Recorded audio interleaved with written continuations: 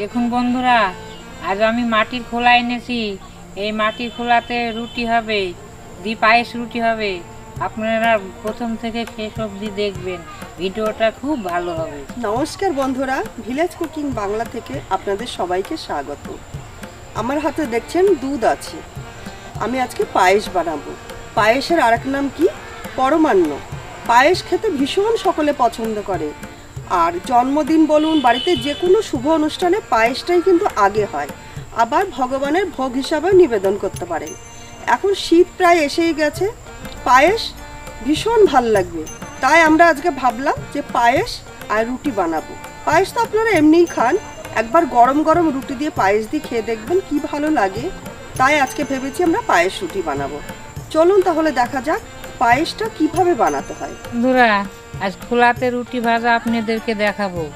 বন্ধুরা, পায়েসটা বানানোর জন্য আমি এখানে নিয়েছি 1 লিটার দুধ, একদম গরুর খাঁটি দুধ। আর এখানে নিয়েছি গোবিন্দভোগ চাল 100 গ্রাম। এখন আমরা পায়েসটা বানাচ্ছি কিভাবে আপনারা দেখতে থাকুন। বন্ধুরা, উনুনটা আমি ধরিয়ে একটা কড়াই চাপিয়ে দিলাম। বন্ধুরা, দুধটা আমি ছেঁকে কড়াইতে দিয়ে দেব। আমি গরুর দুধ দিয়ে পায়েসটা করছি, একদম গায়ের খাঁটি দুধ। আর টাটকা দুধ অল্প টাইমে দুইয়ে আনা হয়েছে। আপনারা চাইলে আমল দুধ দিয়েও করতে পারেন, তবে গায়ের যদি খাঁটি দুধ হয় সে পায়েসের স্বাদই হয় আলাদা। আমি এখন ছেঁকে কড়াইতে দিয়ে দিচ্ছি। আমি এইভাবে নাড়তে থাকবো। এখন এইভাবে নেড়ে নেড়ে দুধটাকে খুব ভালো করে প্রথমে ফুটিয়ে নেব, তারপরে আমি চাল দেবো। প্রথমে এইরকম কাঁচা দুধ অবস্থায় চাল দেবেন না, দুধটা ভালো করে ফুটে উঠলে তবেই চাল দেবেন, তাহলে সেই পায়েসের স্বাদটা ভীষণই ভালো হয়। আমি এখন এইভাবে নাড়তেই থাকবো। দেখুন কত সুন্দর খাঁটি দুধ।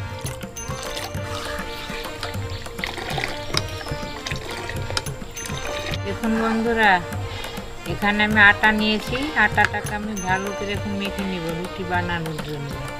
আটার মধ্যে সামান্য একটু লবণ দিচ্ছি, তার সঙ্গে একটু লবণ দিলাম। আমি এখন অল্প অল্প জল দিয়ে মেখে নেব।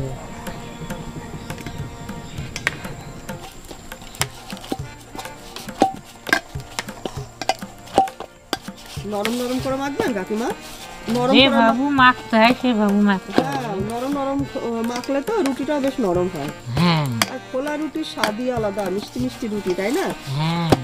গরম পায়েস নামিয়ে একটু ঠান্ডা করে খেতে হবে, আর গরম গরম রুটি কি ভালো লাগে।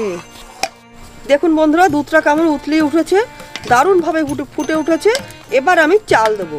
বন্ধুরা দেখুন, এখানে আমি 100 গ্রাম গোবিন্দভোগ চাল নিয়েছি। এই চালটা আমি এখন ধুয়ে নেব।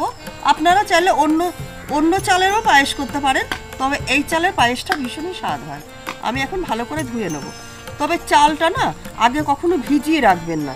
আগে ভিজিয়ে রেখে সেই চালের পায়েস করলে সে একটা কেমন জলা জলা টাইপের হয়, মিষ্টান্ন ভাব আসে না। ওই জন্যে সঙ্গে সঙ্গে এরকম ধুয়ে তবেই পায়েস করবেন। আর এই চাল খুব একটা টাইম লাগে না সেদ্ধ হতে, যে ভিজিয়ে রাখতে হবে। ভিজিয়ে রাখার কোনোই দরকার নেই। এবার আমি চালগুলো দিয়ে দিচ্ছি।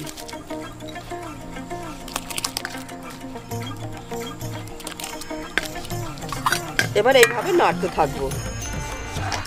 নাড়া বন্ধ করলেই কিন্তু উতলিয়ে পড়ে যাবে, আবার নিচেও লেগেও যেতে পারে। ওই জন্য এইভাবে নাড়তে থাকতে হবে, আস্তে আস্তে জাল দিতে হবে, আর এইভাবে নাড়তে থাকতে হবে। এখন বন্ধুরা, এদিকে পায়েসটা হচ্ছে, বেশ ফুটে উঠেছে পায়েসটা।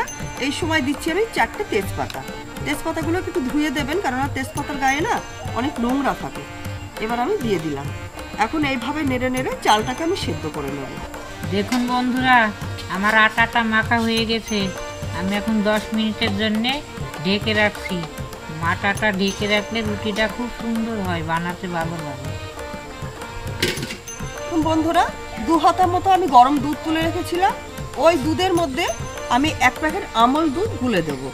একটু আমল দুধ যদি নামানোর আগ দিয়ে দেওয়া যায়, সেটা টেস্ট ভীষণই ভালো হয়। এবার গুলে নিচ্ছি। এইভাবে গুলে আমি রেখে দেবো। পায়েসটা যখন হয়ে যাবে সেই মুহূর্তে এই দুধটা দেবো, তাহলে পায়েসের টেস্টটা ভীষণই ভালো হয়।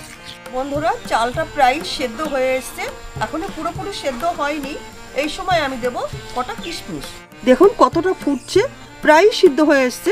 এখন আমি কিশমিশ দিয়ে দিচ্ছি, আর দিচ্ছি খুব সামান্য একটু লবণ, বুঝতে পারছেন, 1 চিমটি।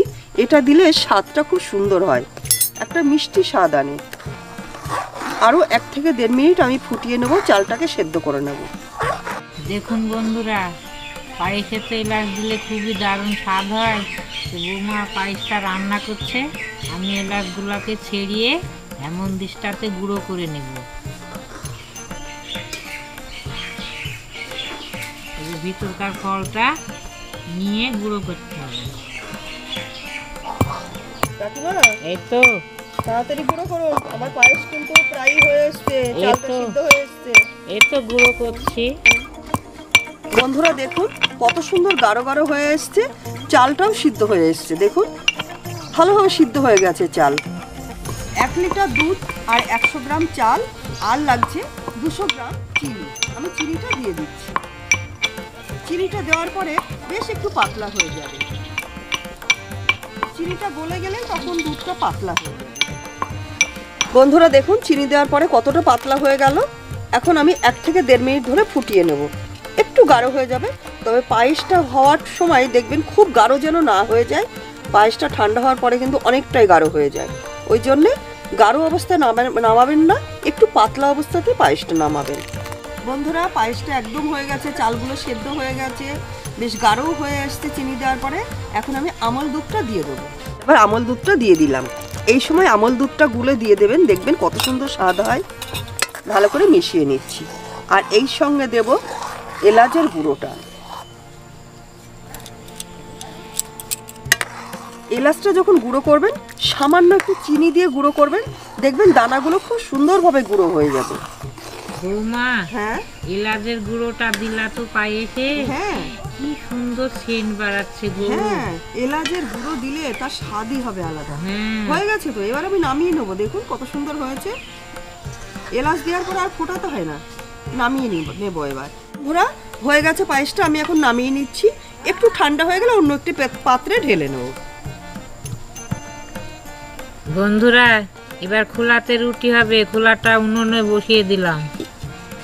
বন্ধুরা কাকিমা তো ঢেকে রেখেছিল আটাটা মেখে, দেখুন কত সুন্দর মেখেছে কাকিমা। এখন আরেকটু আমি চেপে চেপে মেখে নেব। খুব সুন্দর করে মেখেছে কাকিমা। এবার লেচি কেটে নেব। এবার এইভাবে লেচি কেটে নেব। খুব বড়ও করব না, আবার খুব ছোটও করব না, এরকম সাইজে লেচি কেটে নেব। মাটির খোলায় রুটি কি মিষ্টি মিষ্টি রুটি হয়, তাই না কাকিমা? হ্যাঁ হয়তো। এবার এইভাবে লেচি কেটে আমরা বেলে নেব। একটা লেচি এভাবে গোল করে নেব,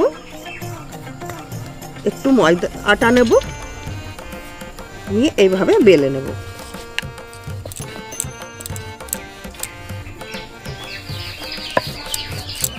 বৌমা, হ্যাঁ, একটু রুটি মোটা মোটা করে বেলো। হ্যাঁ, হ্যাঁ, চারটে রুটিতে, খোলা রুটিতে একটু মোটা ভালো হয়। হ্যাঁ, এই দেখুন এইভাবে বেললাম। হ্যাঁ, হ্যাঁ ওইভাবে। আপনি এই রুটিটা ভালো করতে পারেন বলেই তো আপনাকে দিলাম ভাজতে। এবার দিয়ে দেবো, দাও। শার্ট করে দিন। দেখেন রুটিটা এই তলাটা হয়ে গেছে, আমি এখন উল্টি দিচ্ছি। আপনি ভাজতে থাকেন, আমি বেলে নি। হ্যাঁ বেলো।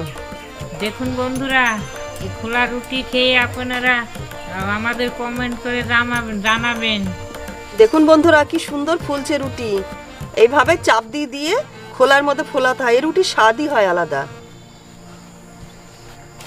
আমার আবার এই রুটি খুব ভালো লাগে কাকিমা। মিষ্টি লাগে যে খোলা রুটি। কাঁচা লঙ্কা বাটা আর পেঁয়াজ দিয়ে খেতে হবে, দারুণ লাগে। হ্যাঁ, আরেকটা দিয়ে দিই, বেলা হয়ে গেছে। হ্যাঁ বন্ধুরা ঠিক একইভাবে আমি রুটিগুলো বেলে নেব, আর কাকিমা ভেজে নেবে। আপনারা দেখতে থাকুন, আশা করি আপনাদের ভালোই লাগবে। খোলাই ভাজা রুটি। এই দেখেন কত সুন্দর ফুলেছে রুটিটা, আমি এখন তুলে নিচ্ছি।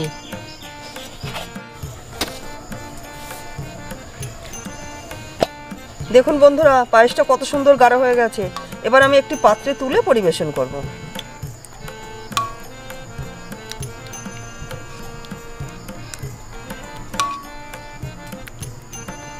কাজু আর কিশমিশ আমি একটু ঘিয়ে ভেজে রেখেছিলাম, ওটা দিয়ে দিচ্ছি।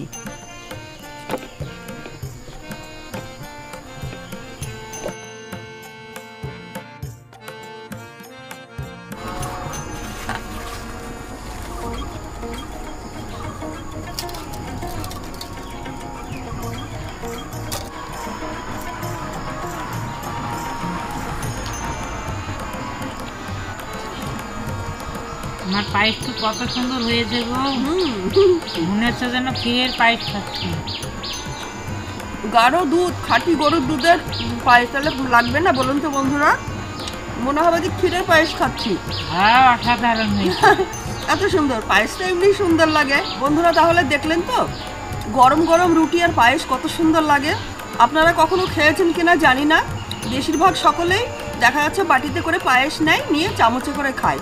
এইভাবে খোলাতে রুটি ভেজে একবার খেয়ে দেখবেন, তার স্বাদই আলাদা। রাত্রি খাবারের সময় খেতে পারেন। রুটি তো অনেকের বাড়িতেই খায়, রাত্রিরেও খেতে পারেন, আবার সকালে টিফিনেও আপনারা খেতে পারেন এইভাবে পায়েস রুটি, ভীষণ ভাল লাগবে। আর আমরা কিভাবে বানালাম আপনারা তো সবই দেখলেন, ঠিক ওইভাবে বানাবেন, দেখবেন ভীষণ ভাল লাগবে। আমাদের পায়েস আর রুটির রেসিপিটা ভালো লাগলে আমাদের চ্যানেলটাকে সাবস্ক্রাইব করে আমাদের সঙ্গে থাকবেন। আর কমেন্ট বক্সে অবশ্যই জানাবেন আমাদের পায়েস আর রুটি কেমন লাগলো আপনাদের। তাহলে পরের রেসিপিতে আবার দেখা হবে। আমি আর কাকিমা নিত্য নতুন রেসিপি নিয়ে হাজির হয়ে যাব। অপেক্ষায় থাকুন বন্ধুরা। সকলে ভালো থাকবেন, সুস্থ থাকবেন। ধন্যবাদ।